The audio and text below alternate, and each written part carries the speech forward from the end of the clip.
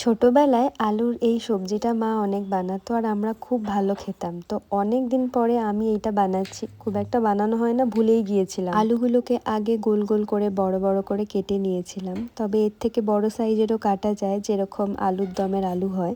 তবে আমি একটু ছোটই কেটেছিলাম। আর তারপরে একদম সিম্পল আলুর দমের মতো করেই আলুটাকে রেডি করতে হবে। আর আলাদা একটা জায়গায় 2-3টে মতো ডিম ভেজে নিয়েছিলাম। আর লাস্টে যখন আলুর সবজিটা হয়ে গিয়েছিল, তার উপরে ওই ডিমের ঝুড়িগুলো দিয়ে দিয়েছিলাম। এটা কিন্তু রুটি পরোটার সাথে খেতে ভালো লাগে, আর মুড়ির সাথেও খেতে ভালো লাগে। ছোটবেলা তো খুব মুড়ি দিয়েও খেতাম। আমাদের ডিনারের সাথে সাথে তোজোর জন্য বানিয়ে নিলাম একটু মুগ ডাল মিষ্টি আলু দিয়ে।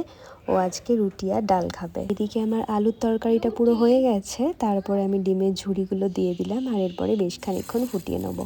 মা এখন রুটি ভাজছে, আর আমি সেই ফাঁকে তোজোকে খাইয়ে নিলাম। আর কিছুটা চিকেন ছিল ফ্রিজে, সেটা ম্যারিনেট করে রেখে দিয়েছিলাম, একটুখানি তেলে ফ্রাই করে নিলাম। রুটি, আলুর এই সবজিটা আর চিকেন ফ্রাই, এটাই ছিল আজকের আমাদের রাতের ডিনারের মেনু।